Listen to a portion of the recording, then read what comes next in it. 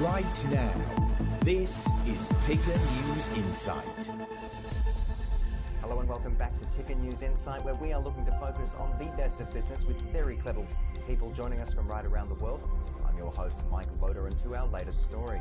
And many of us are familiar with overindulging in every way when it comes to the holiday season. So Michelle Lee, the CEO at Clever Carbon, has devised a clever way to raise our carbon footprint literacy and create a more carbon literate society in order to accelerate the reduction of greenhouse gas emissions, reaching net zero targets faster and creating scalable technologies and solutions using fun branding and simple ideas like carbon calculators to help humanity and, of course, save our planet. Michelle, thank you for joining me on the program. Great to be here. So let's dive into the holiday season. It's obviously approaching very quickly. It's a time where we tend to have a larger impact on the planet. How can carbon literacy help us reduce that footprint when things do get really, really busy for us? Yeah, I think carbon literacy is a really key insight to what actions we take or don't take during the holiday season.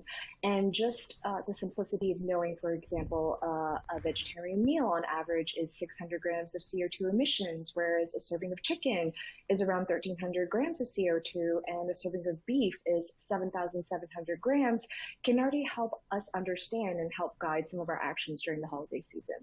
Absolutely. You've got to understand the numbers, have the data in order to actually make action happen, I understand. So what exactly is the carbon footprint? Can we run through a little bit about your understanding of that? Because I know there's a lot of noise in the space about greenwashing, sustainability, but let's talk about that carbon footprint.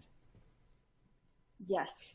So let's think about what we did this morning. We got out of bed, we maybe turned on the lights, we made a cup of coffee, maybe we took the bus to work.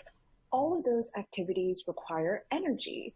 And energy is really the name of the game when it comes to carbon footprint. So if we think about the lights, right, we need energy for the electricity. If we think about coffee, we need electricity to brew the coffee. And we also need energy to produce the coffee, which is not something we always think about.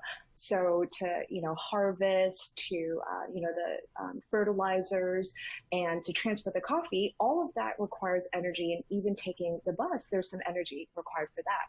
And today, most of our energy comes from burning fossil fuels. So whether it's oil or coal or gas, that's really what carbon footprint is, because when we burn fossil fuels, we create greenhouse gas emissions, and carbon dioxide is the most common greenhouse gas. It represents 70% that go into our atmosphere, and carbon footprint is really just a measure of the amount of carbon dioxide. So let's say you charge your phone for 10 minutes. There is a carbon footprint for that because there's electricity used. But if you charge your phone for then 15 minutes instead of 10 minutes, there's a different carbon footprint for that. And for individuals, there's an annual carbon footprint. So, it's made up of all the activities that you do in a year that require energy, which is, commuting, food, flying. It's incredible once you start thinking about it like that, and then you put it on scale and en masse, and of course you can understand why we would start to have a carbon footprint, and quite a decent one as the human population. So what are a few ways that we can lower our carbon footprint this holiday season, especially when it comes to shipping, packaging, waste, etc.? Yeah, I think when it comes to those things, it's just reducing the impact, reducing the single-use aspect of it, and buying things that people actually want and need and can use for a very long period. Oftentimes we think that, maybe we need to buy something new and shiny, but sometimes there are items that are really good that are secondhand. Maybe a really nice mixer or blender, or, a Vitamix, as an example, makes a really good secondhand gift. But really, I think during the holidays, one thing that we all do is we gather together for a meal, and food has a really huge impact on our planet. It represents 25% to 30% of greenhouse gas emissions. And to give you a little comparison, aviation industry represents just about 2.5%. So that's not a license to fly, but it gives you an understanding of the magnitude that food has on the planet. And if we think about, meat is very much a part of our diet. I don't think that's going to change this holiday season, but how are we cooking the meat? If we put it in the oven for an hour versus, 5 hours, there's a really huge difference in carbon footprint because of the energy usage. If we think about, inviting more plant-based options into what we serve, planning our meals so that we don't buy things that we don't eat and end up going into the landfill. Yeah, And that's a big one. also, if we think about, what happens afterwards, do we throw things into the garbage or do we compost? Because when we throw things to landfill, there's a higher greenhouse gas emissions and methane is produced. And methane is a greenhouse gas that is 25 times more potent than carbon dioxide.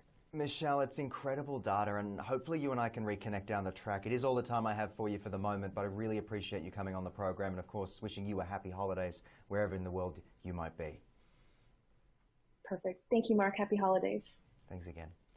And of course, thank you to all of you for tuning in. I hope you've had a wonderful time learning a little bit about a carbon footprint and how we can reduce it. I've been your host, Mike Loder, and be sure to head to tickernews.co for more. Be well.